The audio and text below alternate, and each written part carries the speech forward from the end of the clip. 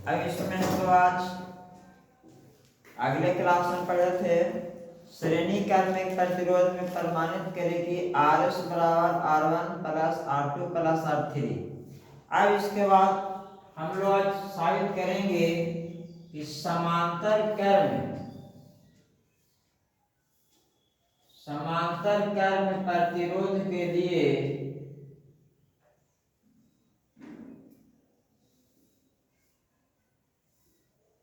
प्रमाणित करें कि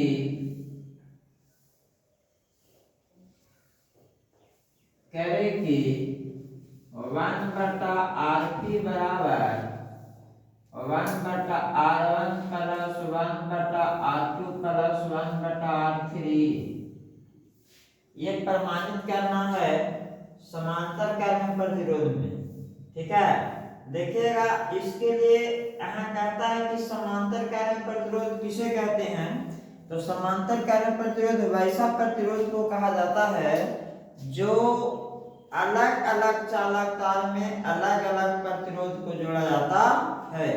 जैसे में देखिएगा यहाँ 3 प्रतिरोध लिया गया है। जैसे में देखिएगा एक R1 प्रतिरोध अलग चालक तार से जोड़ा गया है, इसको मानते हैं R1। R2 प्रतिरोध दूसरे चालक तार में जोड़ा गया है और एक R3 प्रतिरोध जो है वह तीसरे चालक तार में जोड़ा गया है। ये 3 चालक तार है और तीनों का प्रतिरोध अलग अलग है, R1 R2 R3। अब देखिएगा यहाँ से एक सेल के माध्यम से एक चालक तार लेते हैं, इसमें एक सेल के माध्यम से इसे ऐड करते हैं। तब इसमें भी वोल्ट विभवांतर का एक सेल है, इससे I धारा की बहाव होता है। तो I धारा की जब बहाव हुआ तो A बिंदु पर जाने के बाद यहाँ धारा 3 तारों में अलग अलग धारा की बहाव होता है।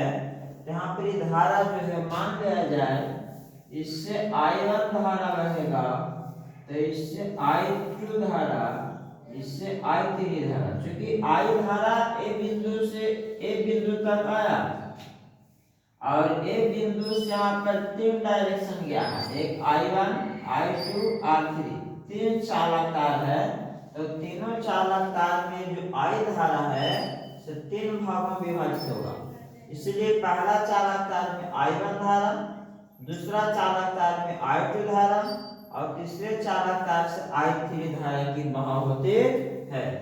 अब देखिएगा परंतु इसका विभवांतर जो है से एक ही होता है, क्योंकि जितना विभवांतर इसमें उत्पन्न होगा उतना ही इसमें, उतना ही इसमें, इसलिए विभवांतर में कोई परिवर्तन नहीं होता है। अब देखिएगा ये जो प्रतिरोध बना यह समांतर क्रम प्रतिरोध बना। समांतर मतलब अलग अलग चालक तार में अलग अलग प्रतिरोध को जोड़कर बनाया गया है, जैसे चित्र में दिखाया गया है।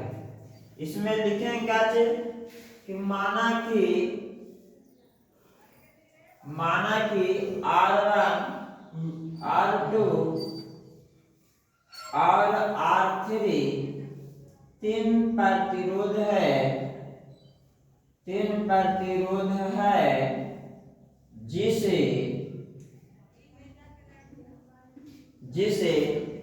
अलग अलग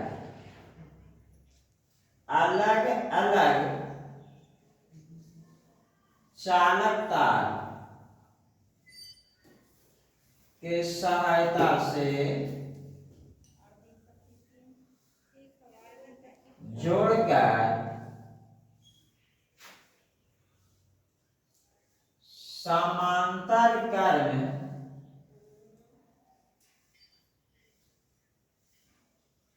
प्रतिरोध बनाया गया है, जिससे होकर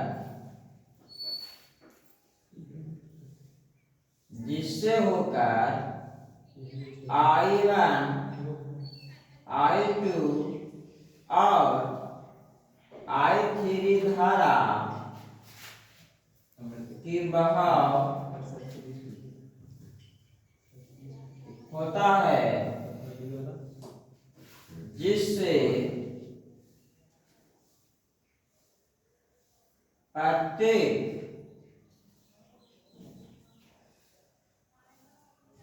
प्रतिरोध का विभवांतर भी होता है। दिए गए ओम का नियम के अनुसार देखा गया, ओम का नियम के अनुसार, नियम के अनुसार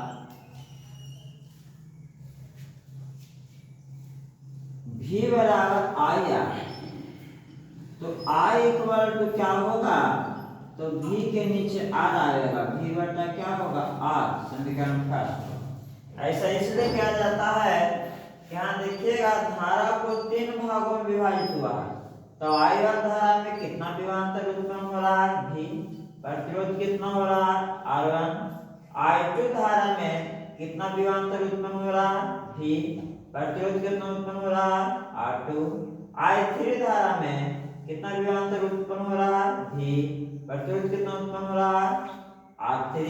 इसी प्रकार क्या निकालेंगे, तो वहां चित्र के अनुसार निकालेंगे I1 बराबर तो V बटा R1, समीकरण 2। इसी प्रकार I2 बराबर निकालेंगे, तो I2 बराबर क्या होगा V बटा R2, समीकरण 3। फिर I3 बराबर क्या निकालेंगे V बटा R3, समीकरण 4। अब इसमें चित्र में देखा जाए कि यहाँ से इस बिंदु से V वोल्ट की विभवांतर से I धारा की बहाव होता है, और यही धारा आगे जाके 3 भागों में विभाजित हुआ है, इसका नाम है I1 I2 I3। तो क्या लिखेंगे, पहली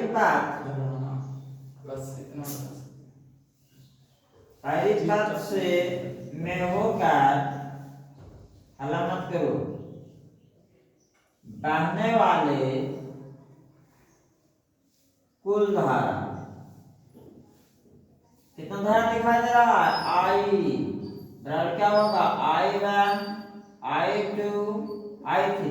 यहाँ से I धारा की बहाव हुआ, और यह धारा कितने भाग में विभक्त हुआ I1 I2 और R3। इसीलिए देखिए I इक्वल टू क्या दिया है V बटा R, I1 इक्वल टू क्या है V बटा R2 R1, I2 equal to क्या है V बटा R2, I3 इक्वल टू क्या है V बटा R3। अब इसमें देखा जाए V इसमें कॉमन करेंगे तो 1 बटा R1, 1 बटा R2, 1 बटा R3, V से भी कट गया, 1 बटा RP, P के मतलब होता है पैरेलल, कहते हैं समांतर करने, 1 बटा R1, 1 बटा R2, 1 बटा R3।